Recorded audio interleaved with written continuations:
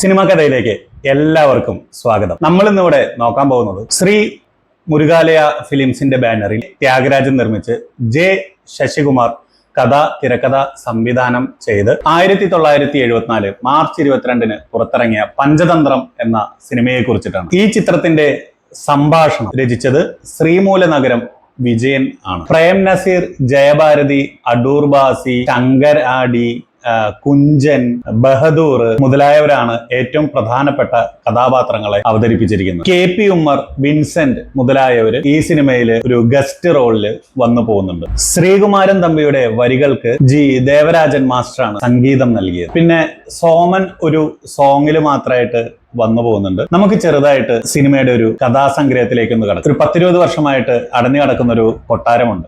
അതില് പ്രേതബാധയുണ്ട് എന്നാണ് പറയുന്നത്. അപ്പൊ അവിടെ അനേകം സംഭവവികാസങ്ങളൊക്കെ ഇതിനു മുമ്പ് ഉണ്ടായിട്ടുണ്ടെന്ന് പറയപ്പെടുന്നുണ്ട്. അപ്പൊ അവിടെ പ്രേതബാധ ഇല്ല എന്ന് തെളിയിക്കാനായിട്ട് ഒരു പ്രൊഫസറും അദ്ദേഹത്തിന്റെ 2 മക്കളും, ജയഭാരതിയും വേറൊരു കുട്ടിയും കൂടിയുണ്ട്, അവര് കൊട്ടാരത്തിലേക്ക് വരികയാണ്. KP ഉമ്മറാണ് പ്രൊഫസറായിട്ട് വരുന്നത്. അപ്പൊ അവിടെ കാര്യസ്ഥനായിട്ട് നിൽക്കുന്നത് ശങ്കരാടിയാണ്.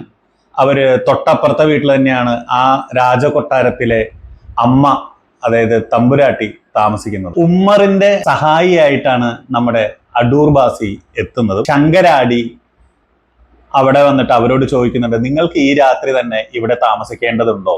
നമുക്ക് അവിടെ നിന്നിട്ട് രാവിലെയൊക്കെ ഉള്ള ഒരു അന്വേഷണങ്ങളൊക്കെ പോരെ എന്നുള്ളത് ചോദിക്കുന്നുണ്ട്. അപ്പോൾ KP ഉമ്മറിന്റെ കഥാപാത്രം പറയുന്നുണ്ട്, ഇല്ല, ഞങ്ങൾ ഇന്ന് ഇവിടെ താമസിക്കാൻ വേണ്ടിയിട്ട് തന്നെയാണല്ലോ വരുന്നത്. അച്ഛനെ പോലെ തന്നെ മക്കൾക്കും നല്ല ധൈര്യമുള്ള ആൾക്കാരാണ്. പക്ഷെ അടൂർ ബാസിക്ക് നല്ല പേടിയാണ്. അപ്പൊ അവിടെ കുറച്ച് രംഗങ്ങളൊക്കെ അതിന്റെ കാണിക്കുന്നുണ്ട്. അതൊക്കെ നല്ല രസമായിട്ട് ചിത്രീകരിച്ചിട്ടുണ്ട്. അപ്പൊ അങ്ങനെ അവര് കൊട്ടാരത്തിലേക്ക് കടക്കണം. അപ്പൊ ആ സമയത്ത് ശങ്കരാടി ഇവരുടെ അടുത്ത് അതിന്റെ കഥയൊക്കെ പറഞ്ഞിട്ടുണ്ട്. അവിടെ മഹാരാജാവിന്റെ പ്രതിമയിലാണ് പ്രേതമുള്ളതെന്നും ആ പ്രതിമയാണ് എല്ലാവരെയും കൊല്ലുന്നതെന്നും ഒക്കെയുള്ള വർത്തമാനങ്ങളാണ്.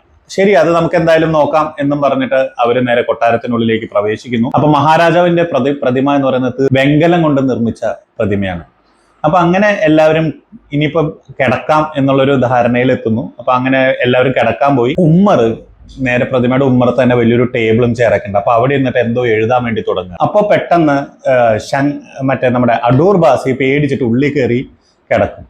അപ്പോൾ പെട്ടെന്ന് ഉമ്മർ എന്തോ എഴുതിക്കൊണ്ടിരിക്കുന്ന സമയത്ത് പിന്നിൽ നിന്നും ആ പ്രതിമ നടന്നു വന്നിട്ട് ഉമ്മറിനെ വെട്ടിക്കൊല്ലുകയാണ്. അപ്പൊ പിറ്റേ ദിവസം തന്നെ പോലീസുകാർ വന്ന് അന്വേഷിക്കുന്നു. അപ്പൊ ഇതിന്റെ അന്വേഷിക്കാനായിട്ട് കേന്ദ്രത്തിൽ നിന്നും നല്ല രഹസ്യാന്വേഷണ പോലീസായിട്ട് പ്രേം നസീറിന്റെ കഥാപാത്രം രാജേന്ദ്രനും ബഹദൂറിന്റെ കഥാപാത്രം ഗുപ്തയും കൂട്ടിയിട്ട് വരികയാണ്. അപ്പൊ അങ്ങനെ അവിടെ ഒരു ഹോട്ടലുണ്ട്. ആ ഹോട്ടലില് ഇവര് വരുന്നു. അവിടെ ഒരു ക്യാബറേ നർത്തകി ഉണ്ട്. അവിടെ തന്നെ ജോസ് പ്രകാശ് വന്നിട്ടുണ്ട്. ജോസ് പ്രകാശ് വില്ലനാണ്. ഒരു സിംഗിന്റെ വേഷമൊക്കെയാണ് പുള്ളിക്കാരനുള്ളത്.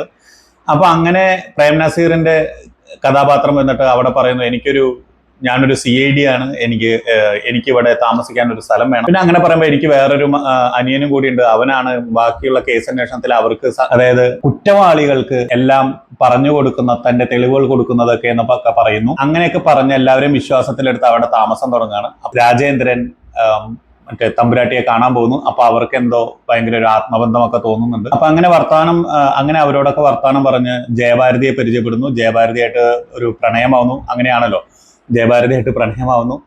പിന്നെ അങ്ങനെ ഇരിക്കെ രണ്ടാമത്തെ കഥാപാത്രം, പ്രേംനസറിന്റെ രണ്ടാമത്തെ കഥാപാത്രം, അതിൽ വില്ലനായിട്ടുള്ള കഥാപാത്രം അവിടെ വരുന്നു. അദ്ദേഹത്തിന്റെ സഹായിയായിട്ടാണ് കുഞ്ചു വരുന്നത്. അപ്പൊ അങ്ങനെ ഏട്ടനും അനിയനും തമ്മിലുള്ള ഇടയ്ക്കുള്ള വഴക്കുകളും കാര്യങ്ങളൊക്കെ ആയിട്ട് കൂടെ പോകുന്നു. അവിടെ ആ ഹോട്ടലിന്റെ ഓണർ ഒരു ചൈനക്കാരി ആയിട്ടാണ്. നമ്മൾ മലയാള സിനിമകളിലൊക്കെ കണ്ട് വന്നിട്ടുള്ളവർ തന്നെയാണ്. അവരുടെ പേര് എനിക്ക് അത്ര കൃത്യമായിട്ട് അറിയില്ല. അപ്പോൾ അവരൊരു ചൈനക്കാരി പോലെ തന്നെയാണ് സംസാരിക്കുന്നതൊക്കെ. അങ്ങനെ അവർ വരുന്നു, എന്ത് സഹായം വേണമെങ്കിലും പറയണം, ചെയ്തു തരാമെന്നൊക്കെ പറയുന്നുണ്ട്. അപ്പൊ അതിനൊക്കെ ശേഷം ഇവര് ഒക്കെ വില്ലന്മാരുടെ ഗ്യാങ്ങാണ്, ഈ ഹോട്ടലിന്റെ ഉടമസ്ഥയ, അതേപോലെ ജോസ് പ്രകാശ് ഒക്കെ. അപ്പൊ അവരുടെ ഒരു രഹസ്യ താവളമുണ്ട്. രഹസ്യ താവളത്തില് ആണ് ഇവരുടെ മീറ്റിങ്ങുകളും കാര്യങ്ങളൊക്കെ. അവരുടെ തലവൻ വേറൊരാളാണ്, അയാളെ അങ്ങനെ കാണിച്ചിട്ടില്ല. ഈ പഴയ എന്താ പറയാ, ഒരു റേഡിയോയിൽ കൂടിയൊക്കെയാണ് അവരുടെ ശബ്ദങ്ങളൊക്കെ കേൾപ്പിക്കുന്നത്. അപ്പൊ അങ്ങനെ ഇവരുടെ ഓണറുടെ മുറിയിൽ എപ്പോഴും ഈ രാജേന്ദ്രനെ താമസിക്കാൻ കൊടുത്തിട്ടുള്ള അവിടുത്തെ സംഭാഷണങ്ങളൊക്കെ കേൾക്കാൻ പാകത്തിനുള്ള ഓഡിയോസ് ഒക്കെ അവിടെ വെച്ചിട്ടുണ്ട്. അപ്പൊ അങ്ങനെ കാര്യങ്ങളൊക്കെ മുമ്പോട്ട് പോകുന്നു. കുറ്റാന്വേഷണങ്ങളൊക്കെ തകൃതിയായിട്ട് നടക്കുന്നു. അപ്പൊ അങ്ങനെ അന്വേഷണത്തിന്റെ ഒരു ഘട്ടത്തിൽ മനസ്സിലാവുകയാണ് ഇവിടെ പ്രേതബാധിതയൊന്നുമില്ല, ഒക്കെ ഈ വെങ്കല പ്രതിമകളുടെ ഡ്യൂപ്ലിക്കേറ്റ് വെച്ചിട്ട് നടത്തുകയാണെന്നൊക്കെ ഇവർക്ക് മനസ്സിലാക്കുകയാണ്. ശങ്കരാടി കുറുപ്പ് എന്നാണ് അറിയപ്പെടുന്നത്. വളരെ പാവമാണ്, എല്ലാ കാര്യങ്ങളും വലിയ തമ്പുരാട്ടിയെ ഒക്കെ വളരെ സമാധാനിപ്പിച്ച് ഒക്കെ നിർത്തുന്ന ഒരു വ്യക്തിയാണ്. അപ്പൊ തമ്പുരാട്ടി അവരുടെ കഥകളൊക്കെ പ്രേം നസീറിന് പറഞ്ഞു കൊടുക്കുന്നുണ്ട്. അപ്പൊ അങ്ങനെ അവിടെ ഒരു ശില്പി ഉണ്ടായിരുന്നു. ആ ശില്പിയാണ് ഒരു ചിത്രങ്ങളൊക്കെ വരച്ചത് എന്നൊക്കെ പറയുന്നു. അപ്പോ അവരുടെ ഈ കൊള്ളസംഖ്യ നമ്മുടെ മഹാരാജാവിനെ വധിച്ചിട്ടുള്ളത്. കാരണം അവിടുത്തെ നിധി കൈക്കലാക്കാൻ വേണ്ടിയിട്ടാണ് ഇതൊക്കെ ചെയ്തിട്ടുള്ളത്. പക്ഷെ ഈ നിധി എവിടെയാണെന്ന് ആർക്കും അറിഞ്ഞൂടാ. ഈ നേരത്തെ പറഞ്ഞ കലാകാരന് മാത്രമേ അറിയുള്ളൂ അത് എവിടെയാണ് ഇരിക്കുന്നതെന്നൊക്കെ. ഒരു ലോക്കറ്റ്. അപ്പൊ അങ്ങനെ ഇരിക്കെ ഇവര് വീണ്ടും ഈ വില്ലന്മാർ അവിടെയൊക്കെ വന്ന് നോക്കുന്ന സമയത്ത് ഒരു ലോക്കറ്റ് മാത്രം കിട്ടുന്ന ഒരു രംഗങ്ങളൊക്കെ ഉണ്ട്. അപ്പൊ ആ ലോക്കറ്റ് ഇയാൾക്ക് കൊണ്ടുപോയി കൊടുക്കുന്നു. അപ്പൊ അങ്ങനെ അവിടെ പ്രേം നസീറും എല്ലാവരും കൂടിയിട്ട് ഇവരെ കൊടുക്കണം എന്നുള്ളൊരു ധാരണയിൽ ഇവരെ ഒരു എങ്ങനെയാണ് വരുന്നതും പോകുന്നതും എന്നൊക്കെ ഉള്ളൊരു ചർച്ചകളൊക്കെ വരുന്നുണ്ട്. അപ്പൊ ഇവർക്ക് മനസ്സിലായി ഈ വെങ്കല പ്രതിമയല്ല, വേറൊരു വെങ്കല പ്രതിമയാണ് പുറമേ നിന്നും വരുന്നത് എന്നൊക്കെ. അങ്ങനത്തെ 3-4 സീനുകളൊക്കെ ഉണ്ട് കേട്ടോ. അതൊക്കെ നല്ല രസത്തിൽ തന്നെ ചിത്രീകരിച്ചിട്ടുണ്ട്. അപ്പോൾ ഒരു ഘട്ടത്തില് ജയഭാരതിന് ഇവരൊരു ഗ്യാങ് ചെയ്തിട്ട് ഇവരെ പിടിക്കണം എന്നുള്ള ഒരു രീതിയിൽ ഒരു അമ്പലമുണ്ട്. ആ അമ്പലത്തിന്റെ അടുത്ത് ജയഭാരതി വന്നിരിക്കുന്നു. എല്ലാവരും പിടിക്കാനായിട്ട് അവിടെ ഇവിടെയൊക്കെ ആയിട്ട് പതുങ്ങിയിരിക്കുന്നു. അപ്പൊ പെട്ടെന്ന് അവിടെ പ്രതിമ വരികയാണ്.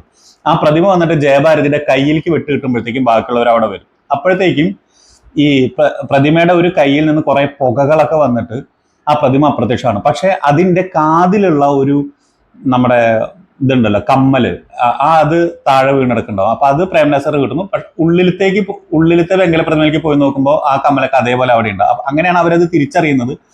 പുറമേന്ന് വരുന്നത് വേറൊരു ഡ്യൂപ്ലിക്കേറ്റ് പ്രതിമ വന്നിട്ടാണ് ഈ വക കാര്യങ്ങളൊക്കെ ചെയ്യുന്നതെന്ന്. അപ്പൊ അങ്ങനെ ഇവരെ കൊടുക്കാനായിട്ട് ഇവരും തീരുമാനം എടുക്കുകയാണ്. അപ്പൊ അങ്ങനെ അവർ വളരെ രഹസ്യമായിട്ട് ഈ നമ്മുടെ പറഞ്ഞില്ലേ ഹോട്ടലിന്റെ ഓണർ എന്ന് പറഞ്ഞിട്ടുണ്ടല്ലോ, അപ്പൊ ഇവരും തമ്മിലുള്ള ബന്ധങ്ങളുണ്ട് എന്നൊക്കെ ഇത് പെട്ടെന്ന് മനസ്സിലാക്കുന്നുണ്ട്.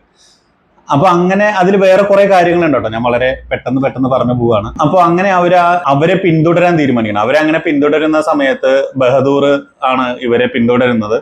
അപ്പൊ അങ്ങനെ പിന്തുടരുമ്പോൾ പെട്ടെന്ന് അവർക്ക് കാര്യം മനസ്സിലാവുകയും അവരുടെ ബോസിനെ വിളിച്ചിട്ട് വേറെ കുറച്ച് ആൾക്കാരെ വിടുകയൊക്കെ ചെയ്യുന്നു. അപ്പൊ ബഹദൂർ ഈ ബൈക്കിലൊക്കെ മറ്റേ മൈക്ക് സെറ്റപ്പ് ഒക്കെ ഉണ്ട്, മറ്റേ എന്താ പറയാ വാക്കി ടോക്കി പോലത്തെ സംഭവം. അപ്പൊ ഇത് വെച്ച് വിളിച്ച് പറയുമ്പോൾ പ്രേം നസീറിന് അവിടെ ഒരു സംഭാഷണം കേൾക്കുന്നു. അപ്പൊ പ്രേം നസീർ അവരെ വിളിക്കാനായിട്ട് തിരിച്ചു പോവാണ്. അപ്പൊ വരുന്ന വഴിക്ക്, അതായത് ഇവനെ രക്ഷിക്കാൻ വേണ്ടിയിട്ട് വരുന്ന വഴിയാണ്. അപ്പൊ അവിടെ അടൂർ ബാസിനെ കാണും. അടൂർ ബാസിയോട് കയറിയിരിക്കാൻ പറഞ്ഞു. അങ്ങനെ ഒരു ചേസ്, ഒരു ഫൈറ്റ് ഒക്കെ കാര്യങ്ങളൊക്കെ നടക്കുന്നു. അപ്പൊ അങ്ങനെ വീണ്ടും നമുക്ക് ഇതൊക്കെ വേണ്ടിവരും എന്ന് മനസ്സിലാക്കുന്നു. പിന്നീട് പെട്ടെന്ന് കാര്യങ്ങളൊക്കെ വളരെ വേഗം നടത്തണം എന്നുള്ളൊരു രീതിയിൽ കാര്യങ്ങൾ നടക്കുകയാണ്. അപ്പൊ അങ്ങനെ ഒരു വില്ലന്മാരൊരു കാര്യം ചെയ്യണം. എത്രയും പെട്ടെന്ന് തന്നെ ജയഭാരതിനെ അവിടെയുള്ള ആൾക്കാരെയൊക്കെ ഒരുമിച്ച് കൊല്ലാൻ വേണ്ടിയിട്ട് ഗ്രാനേഡ് എറിയാമെന്ന് വിചാരിക്കുകയാണ്.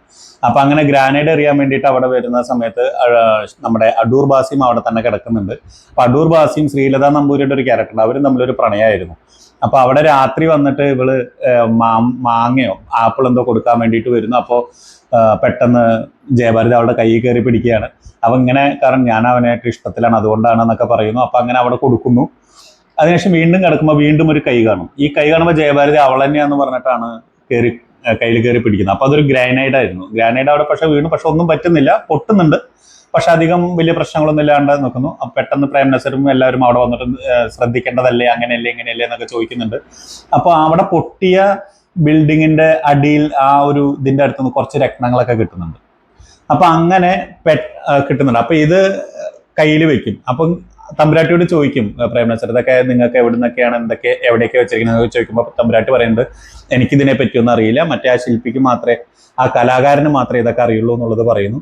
ഓക്കെ ശരി എന്ന് പറയുന്നു. അപ്പൊ അദ്ദേഹം എവിടെയുണ്ടെന്ന് ചോദിക്കുമ്പോൾ അറിയില്ല, ഞാൻ ഒരു 10-20 വർഷമായിട്ട് പുള്ളിയും കണ്ടിട്ടില്ല എന്ന് പറയുന്നുണ്ട്. അപ്പൊ അങ്ങനെ പോകുന്നു. ഗുണ്ടാസങ്കേതത്തിൽ കാണിക്കുന്നു. അപ്പൊ അതിനിടയിൽ പ്രേം നസീറിന്റെ അനിയനുണ്ടല്ലോ, രണ്ടാമത്തെ പ്രേം നസീർ, ആ പ്രേം നസീറും ഗുണ്ടകളും തമ്മിൽ ഒരു കരാർ എത്തിയിട്ടുണ്ടാവും. അപ്പൊ അങ്ങനെ ഇവന്റെ കയ്യിൽ നിന്ന് രഹസ്യങ്ങളൊക്കെ കൊടുത്തുകൊണ്ട് ഇരിക്കുന്നത് രണ്ടാമത്തെ പ്രേം നസീറാണ്. അപ്പൊ ചുമതല ഏൽപ്പിക്കുകയാണ് ഈ വില്ലനായിട്ടുള്ള പ്രേം നസീറിന്. അതായത് നീ ഒരു കാര്യം ചെയ്യണം, തമ്പുരാട്ടിയുടെ അവിടെ പോയിട്ട് ഉള്ളതൊക്കെ എടുത്തിട്ട് വരണം എന്ന് പറയുന്നു. അങ്ങനെ പോയിട്ട് തമ്പുരാട്ടിനെ ഭീഷണിപ്പെടുത്തി അവിടെ പണ്ട് കാലത്ത് പ്രേം നസീറിന് കൊടുക്കാനൊക്കെ വെച്ചിട്ടുണ്ടായിരുന്ന കുറെ, അതായത് ഇവരും മക്കളാണ് ശരിക്കും പറഞ്ഞു കഴിഞ്ഞാൽ. ഈ പ്രേം നസീറും ഈ തമ്പുരാട്ടിയുടെ മോൻ തന്നെയാണ്. അച്ഛനെ കൊല്ലുന്നത് കണ്ടിട്ട് പേടിച്ചു പോയിട്ടുള്ള ഒരു മോനാണ്. അതൊക്കെ ലാസ്റ്റാണ് കേട്ടോ റിവീൽ ആവുന്നത്. അപ്പൊ മോന് വേണ്ടിയിട്ട് എടുത്തു വെച്ചിരിക്കുകയാണെന്നൊക്കെയാണ് പറയുന്നത്. അപ്പൊ അങ്ങനെ അത് സാരമില്ല എന്നുകൊണ്ട് ഇതൊക്കെ പിടിച്ചു പറിച്ചിട്ട് കൊണ്ടുപോവാണ്. അപ്പൊ അങ്ങനെ നിൽക്കുമ്പോൾ ഈ തമ്പുരാട്ടീനെയും പിടിച്ചുകൊണ്ട് പോകും അവര്. അപ്പൊ ഇതിനിടയിൽ കുഞ്ചനും ഈ രണ്ടാമത്തെ പ്രേം നസീറും ആ നമ്മൾ ആദ്യം പറഞ്ഞില്ലേ ക്യാബ്രെ നൃത്തം ചെയ്യുന്ന ഒരു ലേഡി, അവരും ഒക്കെ ആ ഗുണ്ടാ സങ്കേതത്തിൽ എത്തിയിട്ടുണ്ട്. അപ്പൊ അവിടെ തന്നെ നമ്മുടെ ആ കാണാതെ പോയിട്ടുള്ള ആ കലാകാരനും അവിടെ ഉണ്ട്. അപ്പൊ ആ കലാകാരൻ അറിയാം അതില് ആ ലോക്കറ്റിലാണ് അതിന്റെ രഹസ്യം എന്നൊക്കെ. അപ്പൊ ഈ കുഞ്ചൻ വന്നിട്ട് ചോദിക്കുന്നുണ്ട് എങ്ങനെയെങ്കിലും ഇതിന്റെ പുറത്തേക്ക് ഒന്ന് കടക്കാൻ പറ്റുമോ, ഞാൻ ആകാശം കണ്ടിട്ടില്ല എന്നൊക്കെ പറഞ്ഞു. അപ്പൊ ഇയാൾ പറഞ്ഞു 20 വർഷമായിട്ട് എനിക്ക് കണ്ടിട്ടില്ല. ശരി, അപ്പൊ ഒരു ലിവറൊക്കെ ഉണ്ട്, ആ ലിവറൊക്കെ തിരിച്ചു കഴിഞ്ഞ് കഴിഞ്ഞാൽ ഇങ്ങനെ പോകേണ്ട വഴികളൊക്കെ പറഞ്ഞു കൊടുക്കുന്നു. ഇതിനിടയിൽ ഈ നമ്മുടെ അമ്പലത്തിലെ ഭഗവതിയുടെ പ്രതിമ ഒന്ന് തിരിച്ചു കഴിഞ്ഞ് കഴിഞ്ഞാൽ ചിലപ്പോൾ വീണ്ടും കടക്കാനുള്ള വഴിയൊക്കെ കിട്ടുമെന്നും മറ്റേ നമ്മുടെ പ്രേം നസീറിന്റെ സംഘം, പ്രേം നസീർ, അടൂർ ബാസി, ബഹദൂർ, ജയഭാരതി അടങ്ങുന്ന സംഘത്തിന് മനസ്സിലാവുന്നു. അപ്പൊ അങ്ങനെ അവർ ആ അമ്പലത്തിൽ എത്തിയിട്ട് വിഗ്രഹം തിരിക്കുന്നതിന് മുമ്പ് തന്നെ ഉള്ളിൽ നിന്ന് ലിവർ വെച്ച് തിരിച്ചിട്ട് നമ്മുടെ കുഞ്ചൻ പുറത്തേക്ക് വരികയാണ്. അപ്പൊ ആ ഒരു സംഭവം ഭഗവതിനെ തിരിക്കുമ്പോഴല്ല, ഭഗവതിയുടെ പുറകിലുള്ള ഭിത്തി മാറിയിട്ട് താഴത്തേക്കുള്ള വഴി വരികയാണ്. അപ്പൊ അങ്ങനെ അവിടേക്ക് താഴത്തേക്ക് ഇറങ്ങി വരുന്നുണ്ട്. അപ്പൊ അങ്ങനെ ഇവരെ അപ്പോഴത്തേക്കും ഈ മറ്റേ കലാകാരനെയും അമ്മ തമ്പുരാട്ടീനെയും ഒക്കെ കെട്ടിയിട്ടിരിക്കുകയാണ്. അപ്പൊ അങ്ങനെ ഈ പ്രേം നസീറിനെ ഇവര് ബന്ദിയാക്കുന്നു. അപ്പൊ അങ്ങനെ നിൽക്കുമ്പോഴാണ് ഈ ഇപ്പം കലാകാരൻ അറിയാം ഈ കുട്ടിയുടെ നെഞ്ചിലൊരു മറുകുണ്ട്, നല്ല വലിപ്പത്തിലുള്ള ഒരു മറുകുണ്ട്. അപ്പൊ ആ സെയിം മറുക് കാണണം. അപ്പൊ നീയാണ് ഇവരുടെ മകൻ എന്നൊക്കെ ഉള്ളത് മനസ്സിലാവുന്നു. അപ്പോഴത്തേക്കും അമ്മയും മകനുമാണെന്നൊക്കെ ഉള്ളത് തിരിച്ചറിഞ്ഞു. അപ്പൊ അങ്ങനെ അവിടുന്ന് പെട്ടെന്ന് ബാക്കിയുള്ളവരും കൂടി ഇങ്ങനെ എൻട്രൻസ് ആവുന്ന സമയത്ത് മൊത്തത്തിൽ ചെറിയൊരു അടി അങ്ങനെയൊക്കെ കലങ്ങി ഓരോ കാര്യങ്ങൾ തിരിയുമ്പോൾ നമ്മുടെ രാജേന്ദ്രൻ പറയാണ്, അതായത് ഇവര് എന്താ ചെയ്തിരുന്ന വെച്ച് കഴിഞ്ഞാൽ ഇവരാണ് ഈ പ്രതിമ ഉപയോഗിച്ചുകൊണ്ട് എല്ലാവരെയും കൊന്നും പേടിപ്പെടുത്തി ഇവിടുന്നുള്ള നിധി കക്കാൻ വേണ്ടിയിട്ട് ചെയ്തിട്ടുള്ളതാണെന്നുള്ളത് പറയുന്നത്. ഈ വെങ്കലത്തിന്റെ പ്രതിമയില് ചട്ടക്കൂട് ഉണ്ടാക്കിയിട്ട് നമ്മുടെ അടൂർ ബാസിയാണ് മെയിൻ ആയിട്ടുള്ള വില്ലനെ ഇങ്ങനെ കത്തി, അതായത് ആ വെങ്കല പ്രതിമയിൽ ഉണ്ടായിരുന്ന വാൾ ഇങ്ങനെ വാൾമുനയിൽ തീർത്തിട്ട് ഇങ്ങനെ കൊണ്ടുവരികയാണ്. അപ്പൊ ആളും ഒരു അറബി ഒരു വേഷത്തിലൊക്കെയാണ് നിൽക്കുന്നത്. അപ്പൊ അങ്ങനെ അതിൽ ഇടയ്ക്കിടയ്ക്ക് പറയുന്ന ഒരു വേർഡ് ഉണ്ട് കേട്ടോ, ഇവരുടെ ഒരു കോഡ് വാക്കുണ്ട്, ജയ് ചിഞ്ചു എന്നൊക്കെ പറയുന്ന വേർഡ് ഉണ്ടാക്കാൻ നല്ല രസമാണ്. അപ്പൊ അങ്ങനെ ആള് വന്ന് നിൽക്കുമ്പോൾ പറയും, അപ്പൊ ഞാൻ മകനാണ്, ഇതൊക്കെ മനസ്സിലായല്ലോ, അപ്പൊ ഇനിയിപ്പോ ഈ വില്ലൻ ആരാന്ന് അറിയണ്ടേ. അപ്പൊ തമ്പുരാട്ടിയോട് ചോദിക്കും, അമ്മയ്ക്ക് അറിയോ ഇത് ആരാണെന്നുള്ള അറിയോന്ന് ചോദിക്കും. എനിക്ക് പരിചയമില്ല മോനെ എന്ന് പറയും. അപ്പൊ പരിചയമില്ല, ഇല്ല നന്നായിട്ട് അറിയാവുന്ന ആളെന്നെ എന്ന് പറഞ്ഞാൽ ആ വെപ്പും മീശയും താടിയും ഇതൊക്കെ എടുത്ത് മാറ്റുമ്പോ അത് നമ്മുടെ ശങ്കരാടിയാണ്. അപ്പൊ അങ്ങനെ എല്ലാ കാര്യങ്ങളും തെളിയാണ്. അപ്പൊ അങ്ങനെ അപ്പൊ മറ്റവൻ രണ്ടാമത്തെ പ്രേം നസീർ ഇല്ലേ, അപ്പൊ ആ പ്രേം നസീർ ആരില്ല, ഇവൻ തന്നെ വേഷം മാറിയിട്ട് ഇവരുടെ കൂട്ടുകൂടാനും കാര്യങ്ങൾ കണ്ടുപിടിക്കാനൊക്കെ വേണ്ടിയിട്ട് ചെയ്യുന്ന ഒരു സംഭവമാണെന്നൊക്കെ അവിടെ മനസ്സിലാക്കുകയാണ്. അങ്ങനെ നല്ലൊരു രീതിയിൽ പടം അവിടെ അവസാനിക്കുകയാണ്. അതായത് ഒരു കേസന്വേഷണത്തിന് വരികയാണ് അവിടെ, കൊലപാതകത്തിന് ഒരു വേണ്ടിയിട്ടുള്ളൊരു കേസന്വേഷണം, എന്തൊക്കെയാണ് സംഭവങ്ങൾ എന്നൊക്കെ അറിയാൻ വേണ്ടിയിട്ട് വരുന്നു. അത് വളരെ നല്ല രീതിയിൽ തന്നെ അവസാനിക്കുന്നു. എന്നെ സംബന്ധിച്ചിട്ട് പടം എനിക്ക് ഇഷ്ടമായി. അത്രയും മസ്റ്റ് വാച്ച് എന്നുള്ളൊരു രീതിയിലൊന്നും പറയാനില്ല, പക്ഷെ കണ്ടിരിക്കാം, നമുക്കൊരു നല്ല രസമായിട്ട് ഇങ്ങനെ കണ്ടിരുന്നു പോകാനുള്ള വകുപ്പൊക്കെ പടത്തിലുണ്ട്. അതേപോലെ പ്രേം നസീറിന്റെ ആ ഒരു ജെന്റിൽമാൻ ലുക്ക് അതൊക്കെ വളരെ നല്ല രസമായിട്ടുണ്ട്. പിന്നെ ആ നമ്മുടെ മുഖത്തൊക്കെ കൈയൊക്കെ തേച്ചിട്ട് ആ മീശയൊക്കെ വെച്ചിട്ട് വരുന്ന ആ ഒരു വില്ലൻ പ്രേം നസീറായിട്ട് വന്നിട്ടുള്ള ഒരു സംഭവം, പിന്നെ അതിലെ കുറച്ച് ജയ് ചിഞ്ചു എന്ന് വിളിക്കുന്ന കുറേ സംഭവങ്ങളുണ്ട്. അതൊക്കെ വളരെ നല്ല രസമായിട്ട് തന്നെയാണ് എടുത്തിരിക്കുന്നത്. ആ വെങ്കല പ്രതിമയുടെ കാര്യങ്ങളൊക്കെ വളരെ വൃത്തിക്ക് തന്നെ അന്നത്തെ ആ ഒരു ടെക്നോളജി ഒക്കെ ഉപയോഗിച്ചുകൊണ്ട് നല്ല രസത്തിലാണ് അതൊക്കെ ചെയ്തിരിക്കുന്നത്. അപ്പോൾ എന്നെ സംബന്ധിച്ചിട്ട് ഓക്കെ, വാച്ചബിൾ ആയിട്ടുള്ളൊരു മൂവിയാണ്. നിങ്ങൾക്കും വേണമെന്നുണ്ടെങ്കിൽ കണ്ടു നോക്കാവുന്നതാണ്. യൂട്യൂബിൽ ആ സിനിമ കിടക്കുന്നുണ്ട്. വീഡിയോ ഇഷ്ടപ്പെട്ടെന്ന് കരുതുന്നു. ഇഷ്ടപ്പെട്ടുണ്ടെങ്കിൽ ലൈക്ക്, ഷെയർ, കമൻറ്റ് ചെയ്യാൻ മറക്കരുത്. അപ്പോൾ അടുത്ത വീഡിയോ ആയിട്ട് നമുക്ക് വീണ്ടും കാണാം.